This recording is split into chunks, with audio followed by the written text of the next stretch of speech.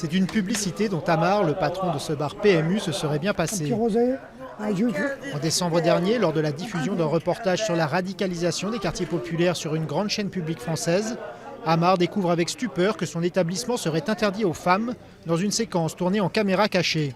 Une accusation qu'il ne comprend toujours pas, lui qui accueille tout le monde dans son bar de quartier depuis 7 ans. Ils ont filmé une trentaine de minutes, ils ont extirpé à la pince et épilé ce qu'ils voulaient, tout ce qui était le négatif. Ils diffusent ça à plus de 100 jours des élections. Et vas-y, envoyez.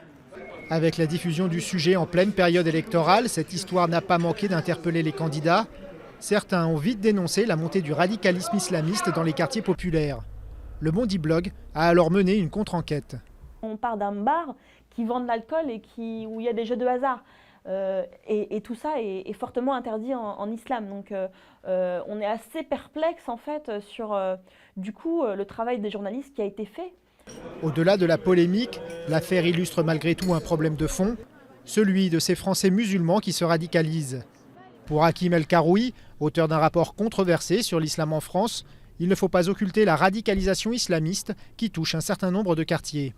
Il y a un certain nombre de quartiers en France où la majorité de la population est d'origine maghrébine ou subsaharienne et du coup, ils vivent comme au bled. Si cette scène n'existe pas ou si cette situation n'existe pas dans ce café-là, elle existe dans d'autres. Et si ce n'est pas des cafés, ce n'est pas grave. Elle existe dans l'espace public, dans un certain nombre de quartiers où il y a une très forte proportion d'immigrés. Dérive islamiste ou stigmatisation des quartiers sensibles, cette histoire du bar PMU de Sevran illustre un des défis auxquels la société française fait face aujourd'hui. Un sénateur vient d'ailleurs de saisir le Conseil supérieur de l'audiovisuel afin de faire toute la lumière sur cette affaire.